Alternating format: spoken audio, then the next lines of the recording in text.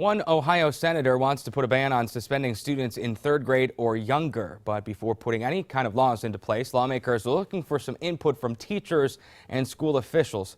27 First News reporter Christina Mullen found out what one area school thinks about that proposal. She joins us live in studio with that story new this morning. Christina?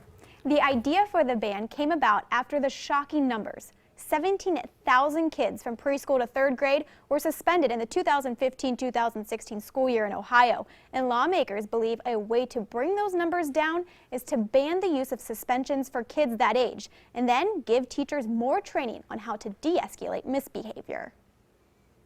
There it was. Austintown Local Schools uses a PBIS program, Positive Behavior Intervention System. Working with students to get them to understand what they need to do and how we expect them to behave, and then also we model that behavior. Then there's a reward system for students that do act the correct way. Cole Lucas says it's because they use that program that it's very rare to see students suspended in grades kindergarten through third. And if they do have to use that form of discipline, principals try to give in-school restriction. That's a little different than an out-of-school suspension. They're in school, they still get their schoolwork, teacher can stop down and check on them. It's just removing them from that situation where there was an occurrence that happened, and it's used as a reminder to change your behavior.